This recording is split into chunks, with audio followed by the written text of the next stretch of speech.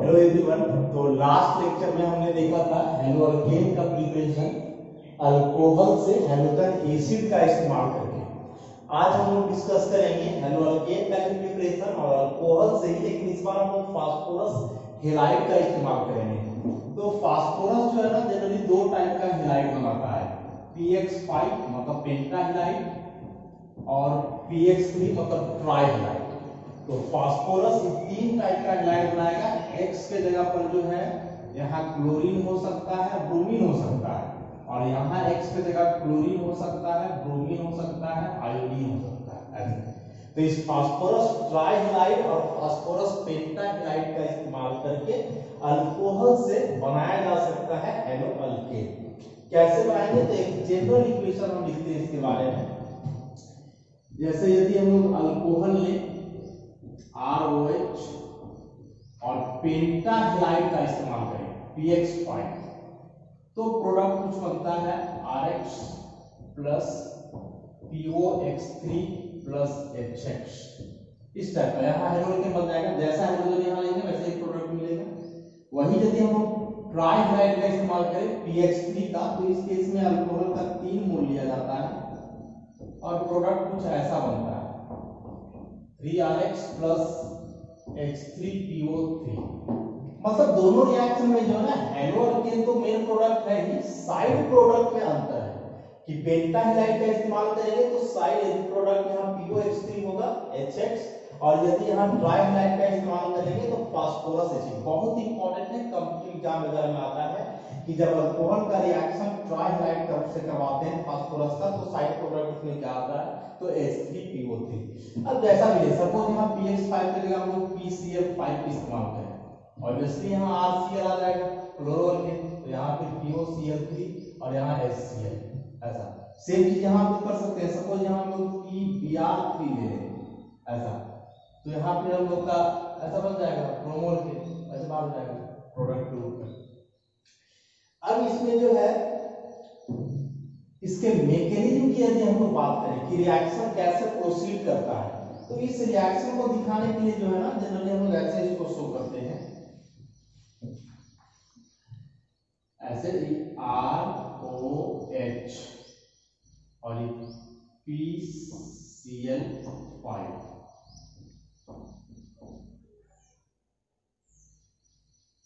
ऐसे इसको लिखा है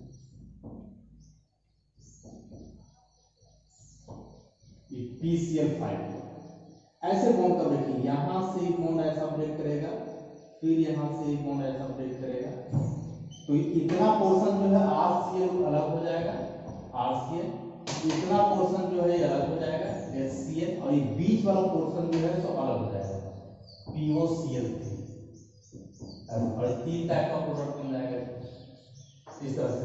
लेकिन पहले भी हमने बताया है कि इस तरह से जो बात लिखा हुआ रहता है घेर करके या फिर ऐसा डॉटेड लाइन करके जो बॉन्ड थोड़ा हुआ रहता है, या कोई मैकेनिज्म नहीं होता है, बल्कि यार इस रिएक्शन को आसान करने के लिए ऐसा किया जाता है। बहुत सारे बुक्स में आप देखोगे, नोट्स में देखोगे ऐसा रहता है।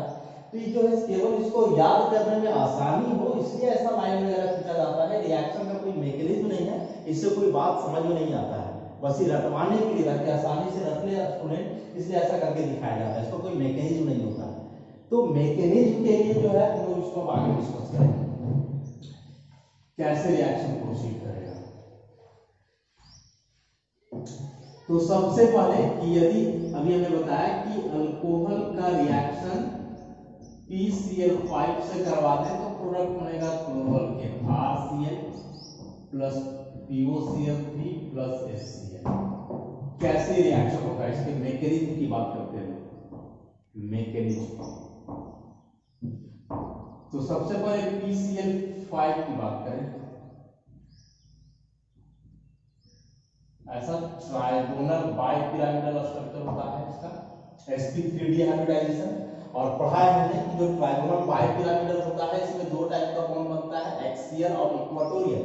ये तीनों इक्वाटोरियल बॉन्ड है और ये दोनों जो है एक्सियल बॉन्ड होता है। उसमें हमने ये भी बताया था कि जो एक्सियल बॉन्ड होता है ना वो इक्वाटोरियल बॉन्ड से लंबा होता है, मतलब ये दोनों बॉन्ड का लंबाई इन तीनों की तुलना में अधिक, और फिर जो बॉन्ड लंबा होता है वह कम कमजोर होता है, तो यह वीक बॉन्ड है, और ये तीनों जो है स्ट्रॉन्ग बॉन्ड है। तो जाहिर सी बात है कि रिएक्शन के दरमियान प्रीफर करेंगे हम लोग इस वीक बॉन्ड को तोड़ने का। PCl5 है, PCl5 में हम लोग क्या देखते हैं ना कि फास्फोरस का वैलेंस एनर्जी जो है 10 इलेक्ट्रॉन है, क्योंकि बॉन्ड 5 है, 1 2 3 4 5, तो 5 बॉन्ड के हिसाब से वैलेंस में फास्फोरस का टोटल इलेक्ट्रॉन हो गया 10। लेकिन हम लोग क्या ऑब्जर्व करते हैं कि फास्फोरस का जो एटॉमिक नंबर होता है 15, कॉन्फ़िगरेशन आप लिखोगे वैलेंस शेल का तो 3s2 3p3, और 3p है तो 3d भी होगा। अभी हम लोग क्या देख रहे हैं कि d का जो ऑर्बिटल है ना, इसके साथ भी पूरा वैकेंट ऑर्बिटल रहता है, और यहाँ चूंकि sp3d हाइब्रिडाइजेशन है, तो sp3d में d का एक ऑर्बिटल ऑक्यूपाइड रहेगा, फिर भी तो ये 4 ऑर्बिटल इसके पास खाली है। तो फास्फोरस का वैलेंस शेल में ऐसा d ऑर्बिटल खाली रहता है, इसलिए फास्फोरस और इलेक्ट्रॉनों को एक्सेप्ट कर सकता है, इसका पहले से ऑक्टेट पूरा क्यों ना हो वह मैटर नहीं करता है। वैकेंट ऑर्बिटल है तो इलेक्ट्रॉन लिया जा सकता है। वही कुछ कांसेप्ट हम लोग यहाँ इस्तेमाल करेंगे। तो इधर आप अल्कोहल के मॉलिक्यूल को कंसीडर करें, ROH। ऐसा होता क्या है, सबसे पहले कि जो कोई भी एक HCl का बॉन्ड है क्लोरीन का, वो जो है यहाँ से बाहर जाएगा। क्लोरीन में जो है ऐसा 3 लोन पेयर रहता है, वो पहले जानते हैं इस तरह से। अब फास्फोरस का तो अभी 5 बॉन्ड है, एक बॉन्ड यहाँ से हट जाएगा ना, तो 4 ही बचेगा। फास्फोरस पे आ जाएगा पॉजिटिव चार्ज, तब तक कि जो ऑक्सीजन है अपने लोन पेयर से इस पर अटैक करेगा, तो क्या बनेगा P Cl Cl एक Cl यहाँ, एक और Cl, अब यहाँ जाकर के जुड़ेगा अल्कोहल ORH। ऑक्सीजन के पास 2 लोन पेयर है, तो एक लोन पेयर से तो फास्फोरस के पास अटैक कर दिया, एक लोन पेयर अभी भी इसके पास बचा हुआ है। इलेक्ट्रॉन काउंट यदि करें तो ऑक्सीजन के पास यहाँ 2 4 5 6 इलेक्ट्रॉन है, और यहाँ देखें 2 3 4 5 इलेक्ट्रॉन है, एक इलेक्ट्रॉन कम, और इलेक्ट्रॉन कम हो गया तो कौन सा चार्ज आएगा, पॉजिटिव चार्ज आएगा। और यहाँ से जो बॉन्ड तोड़ करके हमने निकाला है Cl-, ऐसा 3 और पेयर तो पहले से था, इस बॉन्ड का इलेक्ट्रॉन क्लोरीन को ही दे दिए, तो ऑब्वियसली यहाँ माइनस आएगा।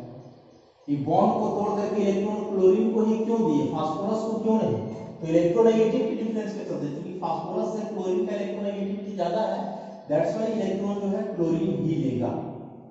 ऐसा अब इसके बाद यहां से हम लोग क्या देखेंगे कि ये जो RO और इधर OH, ऐसा तो इसमें से बताया हमने कि ऑक्सीजन जो है ना काफी स्ट्रॉन्ग इलेक्ट्रोनेगेटिव एलिमेंट है, और इलेक्ट्रोनेगेटिव एलिमेंट पर यदि पॉजिटिव चार्ज हो तो वह अनस्टेबल होता है। तो बदले में ऑप्शन यहाँ क्या करेगा कि जो इधर अल्काइल ग्रुप रहता है ना, इसके इलेक्ट्रॉन को विड्रॉ करेगा, ऐसा तब तक इस R पे प्लस आ जाएगा। तो R पे प्लस आने से क्या होगा कि यहाँ जो हमने Cl- लिया है, ऐसा Cl- जो यहाँ से बाहर निकला, यही Cl- जो है अटैक करेगा इस R पे, ऐसा SN2 टाइप का अटैक होगा इस तरह से, क्योंकि इधर से बॉन्ड टूट रहा है, इधर से न्यूक्लियोफाइल अटैक कर रहा है, दोनों एक साथ हो रहा है, तो Cl- यहाँ न्यूक्लियोफाइल के जैसा बिहेव करेगा। तो अब क्या होगा, R और इस Cl- मिलकर के तो बन गया RCl, ऐसा तो RCl को इस तरफ लिखें, RCl क्लोरो अंकेल बन गया, तो हम लोग को डिजायर्ड प्रोडक्ट चाहिए था।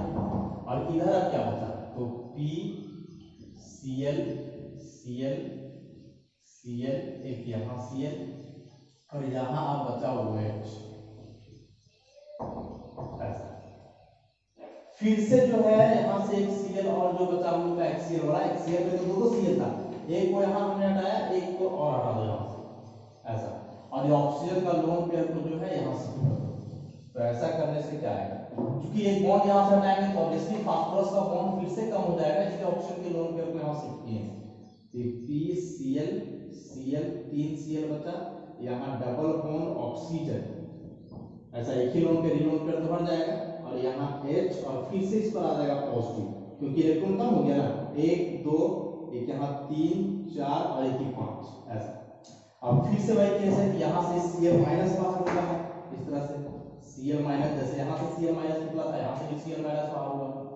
अब वही चीज है कि ऑक्सीजन पे जैसे हम पॉजिटिव चार्ज आ गया था तो बगल वाला बॉन्ड का इलेक्ट्रॉन ले लिया, सेम वे में यहाँ भी हुआ कि ऑक्सीजन में पॉजिटिव चार्ज आया तो इधर जो हाइड्रोजन के साथ बॉन्ड है ना, इसका इलेक्ट्रॉन ले लेगा ऑक्सीजन, और जब हाइड्रोजन का इस बॉन्ड के इलेक्ट्रॉन को ऑक्सीजन ही ले लेगा तो हाइड्रोजन पे आ जाएगा प्लस, ऑब्वियसली इस बार Cl- इस पर अटैक कर देगा, तो क्या प्रोडक्ट बनेगा, ऐसे H प्लस और Cl माइनस बन गया HCl, और यहां से हम लोग देखें तो PCl Cl Cl और E हो जाएगा double bond O। This is POCl3। यहाँ जो हमने POCl3 लिख करके रखा है वही यहाँ पे POCl3 है। HCl था, HCl बन गया, RCl था तो यहाँ से RCl भी बन गया। यही रिएक्शन का मैकेनिज्म है। मैकेनिज्म जो है ना क्लास 12 का फाइनल एग्जामिनेशन में नहीं आता है, इवन कोई भी एग्जामिनेशन में नहीं आता है, लेकिन जब आप कॉम्पिटिटिव एग्जाम लिखोगे तो उसमें क्या होगा ना कि मैकेनिज्म का कोई भी ऐसा दो स्टेप दिया हुआ रहेगा और बीच में जैसे ई दोनों को मिलाकर के ई दिया हुआ रहेगा और पूछेगा कि इसके बीच में कौन सा इंटरमीडिएट बनेगा, ऐसा इस टाइप का। तो कॉम्पिटिटिव एग्जाम के लिए जो है तो बहुत इंपॉर्टेंट होता है मैकेनिज्म, और खास करके जब ऑर्गेनिक केमिस्ट्री का कंसेप्ट बना रहे हो उस समय के लिए। तो ऐसा था इसका मैकेनिज्म कि जब पेंटाहेलाइड रिएक्शन करता है अल्कोहल के साथ तो क्या बनता है। तो स्टेप वाइज इसको हम लोग देखिए कि सबसे पहले अल्कोहल अटैक किया इस पर, ऐसा ऑक्सीजन आयन बना, एक Cl माइनस भी निकला था। नेक्स्ट टाइम में R पे Cl माइनस अटैक करके फ्लोरोअल्केन बना दिया, एक प्रोडक्ट यहाँ ऐसे बना, फिर से एक और HCl क्लोरीन बाहर हुआ ऐसा करके, और ऑक्सीजन का लोन पेयर यहाँ शिफ्ट हुआ और लास्टली जो H+ बाहर हो गया, यहाँ से जो Cl माइनस था H+ और Cl माइनस मिलकर के HCl और ये पूरा बन गया POCl3। तो अल्कोहल जब भी PCl5 से रिएक्शन करेगा प्रोडक्ट फ्लोरोअल्केन POCl3 और HCl, इस बात को हमको याद रखना। इस POCl3 का हम लोग देख रहे हैं ना, इसका sp3 हाइड्रेशन होगा ऐसा, पाई अगल बगल जो है 4 सिग्मा है तो हाइड्रेशन sp3 और शेप जो है टेट्राहेड्रल के फॉर्म में होगा इसका। सेम वे में यदि हम लोग PCl3 ले तब कैसा होगा।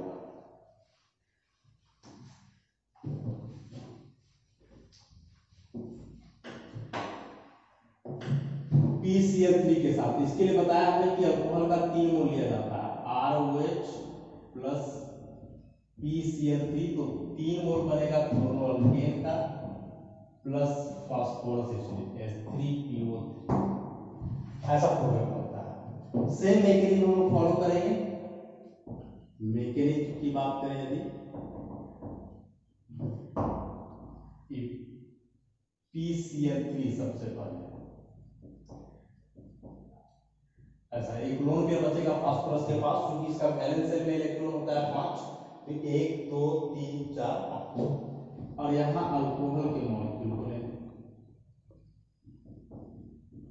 ऐसा। तो सेम वे में एक क्लोरीन के बॉन्ड को यहाँ से बाहर करें हम लोग तोड़ करके इलेक्ट्रोनेगेटिव डिफरेंस के चलते, और ई जो है उसको यहाँ अटैक करें। एक बात हम लोग याद रखेंगे ना कि जो फास्फोरस है ना उसका ऑक्सीजन के प्रति एफिनिटी बहुत ज्यादा होता है। फास्फोरस ऑक्सीजन का बॉन्ड काफी स्ट्रांग होता है, इसलिए जहां भी मौका मिले फास्फोरस हमेशा ऑक्सीजन के साथ कंबाइन करना चाहेगा। तो ऐसा करने के बाद क्या बनेगा, RO, एक लोन पेयर बचेगा इस पर, यहाँ H भी दिखा दें हम लोग, और PCl Cl एक लोन पेयर इस पर भी बचा हुआ है, और Cl माइनस अभी हम लोग के पास है, Cl यहाँ से निकला है, Cl माइनस है ऐसा। ऑक्सीजन पे फिर से आ जाएगा यहाँ से पॉजिटिव चार्ज, इस तरह दिखा सकते हैं लोग। अब ऑक्सीजन पे पॉजिटिव चार्ज है तो बदले में क्या करेगा, इस हाइड्रोजन के इलेक्ट्रॉन को लेगा ऐसा, इस तरह से। और जब हाइड्रोजन पे यहाँ पॉजिटिव चार्ज आ जाएगा तो क्या करेगा, क्योंकि फास्फोरस जो है अपने लोन पेयर से इस हाइड्रोजन को ले सकता है ऐसा, तो हो जाएगा RO, और 2 लोन पेयर है, फिर यहाँ फास्फोरस Cl और यहाँ आ गया H। अब फास्फोरस के अगल बगल यहाँ 4 ही बॉन्ड है तो आ जाएगा क्या, पॉजिटिव चार्ज आ जाएगा। तो इसको हम लोग ऐसे भी दिखा सकते हैं कि इस बॉन्ड को ऑक्सीजन को दे दें या फिर इस बॉन्ड को डायरेक्ट हम लोग यहाँ कर दें, तो इस केस में ऑक्सीजन और फास्फोरस दोनों को इलेक्ट्रॉन मिल जाएगा, तो यहाँ ऐसा हो जाएगा डबल बॉन्ड, ई पॉजिटिव चार्ज हट जाएगा, क्योंकि फास्फोरस का 5 इलेक्ट्रॉन हो गया, 1 2 3 4 5 ऐसा। ऑक्सीजन पे जो प्लस चार्ज है ना वो बरकरार रहेगा, लोन पेयर को यहाँ दिखा दें और ये पॉजिटिव ऐसा करके। अब जो है यहाँ Cl माइनस बचा हुआ है ना, इस Cl माइनस यहाँ आप काम करेंगे कि ऑक्सीजन में प्लस चार्ज अभी भी है, तो इस बॉन्ड के इलेक्ट्रॉन को लेगा ऑक्सीजन, तो R पे आ जाएगा प्लस, तो इस Cl माइनस यहाँ से अटैक करेगा, तो R और Cl मिल करके बन गया RCl, फ्लोरोअल्केन जो यहाँ बन रहा था, साइड प्रोडक्ट यहाँ क्या हुआ डबल बॉन्ड O, इधर Cl Cl और यहाँ H। क्योंकि अल्कोहल का 3 मोल हम लोग लेते हैं, अभी 1 मोल का इस्तेमाल हमने किया है, यहाँ 2 मोल अल्कोहल जो है हम लोग और लेंगे। तो कैसे रिएक्शन आगे प्रोसीड करेगा? तो ये जो प्रोडक्ट बना है ना, P double bond O, 2 Cl है और एक H, अब अल्कोहल का एक मॉलिक्यूल और है ऐसा। तो सेम में होगा कि क्लोरीन के एक बॉन्ड को तोड़ करके यहाँ से बाहर करें, फिर ये लोन पेयर से यहाँ अटैक करेगा, तो ROH हो जाएगा P डबल बॉन्ड O, एक Cl माइनस यहाँ से बाहर हो गया तो एक ही Cl बचेगा और यहाँ बचेगा H, एक लोन पेयर इस पर आ गया पॉजिटिव और यहाँ से Cl माइनस बाहर। फिर से इस बॉन्ड का इलेक्ट्रॉन दे दिया जाए ऑक्सीजन को, क्योंकि ऑक्सीजन का इलेक्ट्रॉन नेगेटिविटी ज्यादा है तो बगल वाला बॉन्ड के इलेक्ट्रॉन को विथड्रॉ करेगा, तो इस Cl माइनस इस पर अटैक करेगा। तो क्या प्रोडक्ट बनेगा यहाँ से? तो फिर से R और Cl माइनस ये बन गया RCl, तो एक RCl यहाँ बना था, दूसरा RCl हम लोग का यहाँ बना और बाहर क्या हुआ? तो OH P double bond O फिर H और फिर यहाँ Cl ऐसा। अभी भी जो है अल्कोहल का 1 मोल और बचा हुआ है, क्योंकि हम लोग 3 मोल लिए थे तो 2 मोल का इस्तेमाल किए, एक यहाँ और एक यहाँ। अब 1 मोल जो और बचा हुआ है उसका इस्तेमाल करेंगे। तो फिर से वैसे ही होगा ReOH, फिर से एक Cl को यहाँ से तोड़ के बाहर कर दिया जाए, लोन पेयर से फास्फोरस पर अटैक करेगा, तो P double bond O, OH H और फिर से यहाँ हो जाएगा ORH, इस पर ऐसा प्लस और इस Cl माइनस यहाँ से बाहर हो जाएगा। सेम में फिर R और O का बॉन्ड तोड़ करके दे दिया जाए इस ऑक्सीजन को, तो R पे प्लस तो इस Cl माइनस अटैक करके इससे RCl बन जाएगा। तो पहला RCl यहाँ बना था, एक यहाँ बना और ये तीसरा RCl यहाँ बना, और E अब क्या बन जाएगा? तो HO P double bond O, फिर E भी जो बन गया वो OH और ये हो गया H, तो क्या बना है? H3PO3, H3PO3 फास्फोरस एसिड बोलते हैं इसको लोग, फास्फोरस एसिड। तो 3 मोल अल्कोहल का इस्तेमाल किए, PCl3 लिए थे हम लोग, तो 3 मोल जो है क्लोरोअल्केन बना और साथ में बाहर हुआ H3PO3। तो ऐसे रिएक्शन को जो है हम लोग समझते हैं ऑर्गेनिक के मैकेनिज्म के थ्रू। अब बात है कि इस मैकेनिज्म को हम लोग लिखेंगे कैसे अपने से। तो मैकेनिज्म जो रहता है ना वो पोस्टुलेटेड रहता है एक्सपेरिमेंट के आधार पे, बहुत सारा थ्योरी एविडेंस के आधार पे। तो जब आप लिखोगे कोई भी मैकेनिज्म अपने से, तो उस रिएक्शन का, उस स्टेप का कोई ड्राइविंग फोर्स होता है। ड्राइविंग फोर्स का मतलब जैसे अभी हमने यहाँ बताया इस तरह से कि आखिर यहाँ क्लोरीन का बॉन्ड तोड़ करके ऑक्सीजन के साथ बॉन्ड बनाना जरूरी क्यों था? अरे फास्फोरस को क्या फायदा हुआ, एक बॉन्ड तोड़े तो एक बॉन्ड इधर बढ़ा दिए। तो पूछे कि इस रिएक्शन का ड्राइविंग फोर्स क्या है, आखिर इसका बॉन्ड क्यों टूटा और ऑक्सीजन के साथ बॉन्ड क्यों बना? इसका डिस्कशन आज हमने किया था कि जो फास्फोरस और ऑक्सीजन का बॉन्ड है ना वह काफी स्ट्रांग होता है। काफी स्ट्रांग करने का मतलब ऐसे बोल सकते हैं कि PCl का बॉन्ड से तो स्ट्रांग होता है फास्फोरस ऑक्सीजन का बॉन्ड, तो वीक बॉन्ड टूट करके स्ट्रांग बॉन्ड का फॉर्मेशन हो रहा है। So this is the driving force of the reaction या स्टेट, कि कमजोर बॉन्ड टूट करके मजबूत बॉन्ड का निर्माण हो रहा है, इसलिए जो है रिएक्शन आगे प्रोसीड करेगा और इस तरह से इसका मैकेनिज्म हम लोग लिख सकते हैं। तो मैकेनिज्म अंदाज से किसी भी तरीके से नहीं लिखा जा सकता है, उसके लिए जितना स्टेप्स है, जितना थ्योरी वगैरह होता है कि पॉजिटिव नेगेटिव अट्रैक्ट करेगा या फिर नेगेटिव वाला पॉजिटिव के पास अटैक करेगा, पॉजिटिव सेंटर नेगेटिव को अपनी ओर खींचेगा, तो ये सब बात के आधार पे जो है हम लोग मैकेनिज्म लेते हैं। प्रत्येक स्टेप का कोई ना कोई ड्राइविंग फोर्स होता है, कमजोर बॉन्ड तोड़ करके मजबूत बॉन्ड बनाना है, तो ये सारी बातों को ध्यान में रख करके जो है मैकेनिज्म लिखा जाता है। कॉम्पिटिटिव एग्जाम के लिए मैकेनिज्म बहुत इंपॉर्टेंट होता है, बोर्ड का फाइनल एग्जामिनेशन में किसी रिएक्शन का मैकेनिज्म लिखने के लिए नहीं आता है। तो अभी जैसे हमने देखा कि क्लोरीन का जब हेलाइड लिया था फास्फोरस का, इसमें PCl5 और PCl3 दोनों का इस्तेमाल किया हमने। लेकिन यदि ब्रोमीन और आयोडीन की बात करें, ऐसा PCl5, PBr5 और PI5, वैसे ही PCl3, PBr3 और PI3 ऐसे। इसमें क्या कंडीशन है, PCl5 एग्जिस्ट करता है, ये भी करेगा, PBr3 भी करता है, PI3 भी, सब एग्जिस्ट करेगा। PBr5 जो है अलग अलग केस में होता है, सॉलिड स्टेट में कुछ अलग तरीके से एग्जिस्ट करता है, गैसियस फेज में अलग तरीके से। PI3 एग्जिस्ट नहीं करता, इसका कंडीशन पे डिपेंड करता है ऐसा। तो यहाँ ट्राई लाइट में हम कुछ भी ले सकते हैं, PCl3, PBr3, PI3 ऐसे करके। PCl3 इसमें से स्टेबल कंपाउंड है या बना हुआ रहता है, लेकिन इन सब कंपाउंड का फॉर्मेशन किया जाता है कैसे? तो फास्फोरस जो होता है P4, इसका रिएक्शन ब्रोमीन से करवाया जाता है, तो क्या बनेगा 4PBr3 ऐसा, इस तरह से बन जाएगा। वैसे यहां बनाना हो तो P4 का रिएक्शन I2 से करवा दे, 6I2 लेकर के, यहां भी बन जाएगा 4PI3। इस तरह से ये जो फास्फोरस ट्राइब्रोमाइड या फास्फोरस आयोडाइड है, ये सब का निर्माण रिएक्शन के दरमियान ही किया जाता है। फास्फोरस का रिएक्शन करवा करके ब्रोमीन या तो इसके साथ आयोडीन से PCl3 जो है पहले से बना हुआ रहता है। अब बात यहाँ है कि आखिर जो PI5 है ये एग्जिस्ट क्यों नहीं करता है? जैसे PCl5 बना, PBr5 बना, वैसे PI5 भी बन सकता था। PBr5 भी इसके जितना स्टेबल नहीं है, लेकिन इस कंपाउंड का फॉर्मेशन हो सकता है। PI5 नहीं बनता, क्यों नहीं बनता है PI5?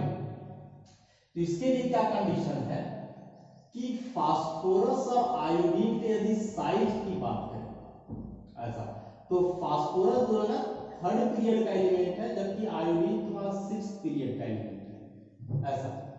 अभी ऊपर से नीचे हम लोग आते हैं तो साइज बढ़ता है, मतलब फास्फोरस के तुलना में आयोडीन का साइज बहुत बढ़ता है। यदि ऑर्बिटल ओवरलैपिंग की बात करें हम लोग, तो फास्फोरस का valence element 3s 3p 3d, और इसका बात करें आयोडीन का, तो इसका क्या हो जाएगा 5s 5p 5d, ऐसा करके इसका ऑर्बिटल बनेगा। अभी जो 3rd और 5th सेल का ऑर्बिटल है ना, दोनों ऑर्बिटल के साइज में बहुत ज्यादा अंतर होता है। यदि इसका साइज इतना बड़ा है इसका, तो इसका ऑर्बिटल का साइज ऐसा हो जाएगा। अभी ऑर्बिटल का साइज में इतना ज्यादा अंतर होने के चलते ऑर्बिटल का आपस में अच्छे से ओवरलैपिंग नहीं हो पाता है, इफेक्टिव ओवरलैपिंग नहीं हो पाएगा। और जब तक ऑर्बिटल का अच्छे से ओवरलैपिंग नहीं होगा, तब तक बॉन्ड फॉर्मेशन का भी पॉसिबिलिटी नहीं होता है, या बॉन्ड बनेगा भी तो काफी कमजोर बॉन्ड बनेगा, क्योंकि आसानी से टूट जाएगा। और उससे भी बड़ा बात क्या है इसमें कि जो PI5 है ऐसा, तो PI5 में क्या है कि इसमें अगल बगल 5 आयोडीन है ऐसा। अभी आयोडीन का साइज काफी बड़ा होता है इस तरह से, कि बड़ा साइज होने के चलते क्या होता है ना कि दोनों के बीच रिपल्सन होने लगता है, जिसको हम लोग अस्टेरिक रिपल्सन बोलेंगे, अस्टेरिक रिपल्सन। अस्टेरिक हिंड्रेंस के बारे में पहले मैं बताया था कि बड़ा साइज आ जाने के चलते जो रिपल्सन होता है उसी को अस्टेरिक रिपल्सन बोलते हैं।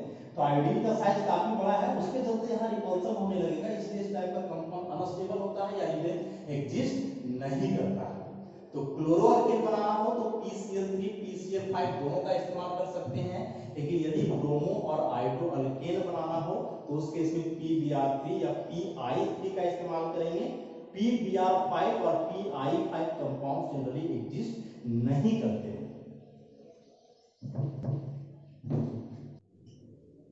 तो अब जो है हम लोग अल्कोहल से बनाएंगे हेलोअल्केन थायोनाइल क्लोराइड का इस्तेमाल करके। SOCl2 को बोला जाता है थायोनाइल क्लोराइड। तो यदि अल्कोहल का रिएक्शन थायोनाइल क्लोराइड से करवाएं किसी बेस के प्रेजेंस में क्लोरोअल्केन बनाने के लिए, तो उस रिएक्शन का स्पेशल नाम है डाल्टन प्रोसेस। पैटेंट नेम जो होता है का नेमिंग रिएक्शन एग्जाम के लिए बहुत इंपॉर्टेंट होते हैं, डायरेक्ट नोट्स लिखने आता है। होता क्या है रिएक्शन के दरमियान कि जो अल्कोहल है इसका रिएक्शन SOCl2 से ऐसा SOCl2 से किसी बेस के प्रेजेंस में हीट किया जाता है रिएक्शन को, तो ऐसा ई बॉन्ड यहां से ब्रेक करेगा और ई बॉन्ड ऐसे यहां से ब्रेक करेगा, तो R और Cl मिलकर के बन जाएगा RCl, SO और फिर O मिलकर के बन जाता है SO2 और ये H और Cl मिलकर के बन जाता है HCl। ये HCl और SO2 जो है दोनों गैसियस प्रोडक्ट्स होते हैं, एरो का साइन ऐसे ऊपर दिया हुआ है, इसका मतलब हुआ गैसियस प्रोडक्ट्स ऐसा। तो यदि अल्कोहल का रिएक्शन थायोनाइल क्लोराइड से किसी बेस के प्रेजेंस में करवा करके क्लोरोअल्केन बनाया जाए तो इस रिएक्शन को हम बोलेंगे डार्जेन प्रोसेस। यह रिएक्शन जो है ना बहुत ही एक बढ़िया मेथड है क्लोरोअल्केन बनाने का। तो क्लोरोअल्केन बनाने का इसको बेस्ट मेथड हम लोग क्यों बोलते हैं, क्योंकि यह रिएक्शन में जो साइड प्रोडक्ट बना है ना ये दोनों गैसियस होता है। गैसियस प्रोडक्ट है तो जाहिर सी बात है कि निकल जाएगा और जो प्रोडक्ट बचेगा वह केवल क्लोरोअल्केन बचेगा प्योर फॉर्म में। मतलब आप अल्कोहल लिए हो उसमें HCl2 मिलाए, बेस मिलाए, हीट किए, तो हीट करने के बाद ये तीनों प्रोडक्ट बना, लेकिन तीनों में से दोनों तो गैसियस है तो गैसियस प्रोडक्ट तो ऊपर उड़ जाएगा ना, तो इसमें जो बचेगा कंटेनर में वह केवल R बचेगा क्लोरोअल्केन। तो चूंकि ऑर्गेनिक का हर एक रिएक्शन में कुछ ना कुछ साइड प्रोडक्ट बनता ही है, फिर उस साइड प्रोडक्ट को अलग करने का एक नया परेशानी आता है। लेकिन इस रिएक्शन में वैसा बात नहीं है, क्योंकि इस रिएक्शन में जो साइड प्रोडक्ट है दोनों गैसेस है और ये आसानी से जो है अपने आप वहां से एक्सपेल कर जाएगा, निकल जाएगा, तो प्रोडक्ट केवल बचेगा हम लोग का क्लोरोअल्केन जो कि प्योर फॉर्म है। तो डार्जेन प्रोसेस जो है one of the best method for the preparation of chloroalkane. अब इस रिएक्शन के मैकेनिज्म की बात करें तो इसका मैकेनिज्म हमने पहले भी डिस्कस किया था न्यूक्लियोफिलिक सब्स्टिट्यूशन रिएक्शन में SN1 SN2 और SNI मैकेनिज्म जब बता रहे थे उस समय। तो कैसे रिएक्शन होता है,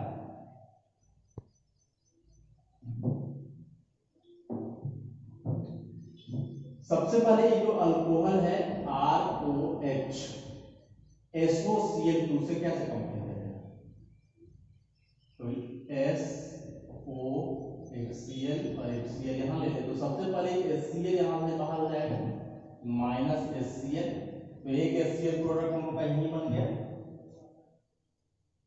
और ये जाएगा ROSO और फिर यहां से C। इस बार जो है यहाँ रिएक्शन कैसे बताया थे, क्योंकि ये जो ऑक्सीजन का बॉन्ड है ना कार्बन के साथ, उसको हम शिफ्ट करेंगे इधर सल्फर की तरफ। सल्फर का एक्टिविटी जो है ऑक्सीजन के लिए ज्यादा होता है कार्बन के कंपैरिजन में, और ये जो क्लोरीन है ना ये पूरा बॉन्ड सहित अटैक करता है R को। इस क्लोरीन को हम यहाँ बोलते हैं इंटरनल न्यूक्लियोफाइल। इंटरनल न्यूक्लियोफाइल मतलब इसी मॉलिक्यूल के अंदर वह न्यूक्लियोफाइल के जैसा बिहेव किया, और रिएक्शन क्या कहलाता है SNI internal nucleophilic substitution reaction. तो प्रोडक्ट बन गया Cl जाकर के यहाँ जुड़ गया, तो ये हो गया RCl और S डबल बॉन्ड O और इधर जो आ जाएगा तो SO2 बन जाएगा ऐसा। तो इस तरह से बन गया अल्कोहल SOCl2, तो प्रोडक्ट बना HCl SO2 और RCl। अब बात है कि यहाँ जो हमने बेस लेकर के रखा था, इस बेस का क्या काम है, बेस का तो कहीं इस्तेमाल ही नहीं हुआ, इस्तेमाल तो केवल अल्कोहल और SOCl2 का हुआ। तो बेस का क्या इस्तेमाल है ना कि रिएक्शन मीडियम में जो HCl बन रहा है, तो HCl और SO2 या दोनों जो है ना एसिडिक नेचर के होते हैं, तो रिएक्शन ज्यादा एसिडिक नेचर का हो जाएगा, तो मे भी कोई साइड रिएक्शन हो सके, तो वह साइड रिएक्शन ना हो इसके लिए बेस किया जाता है, क्योंकि बेस जो है एसिड के साथ मिलकर के उसको न्यूट्रलाइज कर देगा। तो रिएक्शन मीडियम को न्यूट्रल बनाने के लिए इस्तेमाल किया जाता है बेस का। ये बेस का रिएक्शन में कोई इन्वॉल्वमेंट नहीं है, कारण इसका क्या हुआ कि जो एसिडिक चीज बन रहा है रिएक्शन के दरमियान इसको क्या करेगा, न्यूट्रलाइज करेगा। तो इस तरह से अल्कोहल से हम लोग हैलोअल्केन बनाए तीन तरीके से, सबसे पहला हैलोजन एसिड का इस्तेमाल करके, फिर फास्फोरस एलाइड का इस्तेमाल करके, और लास्टली थायोनाइल क्लोराइड का इस्तेमाल करके, जिसको हम लोग डार्जेन प्रोसेस बोल रहे थे। इस तरह से अल्कोहल से जितने तरीके से हम लोग को बनाना था हैलोजन बना लिए हम लोग। इसको अच्छे से आप लोग करते जाओ, बताया पहले भी कि NCERT बुक में जो क्वेश्चन है उसको भी साथ साथ डील करते रहना। धन्यवाद।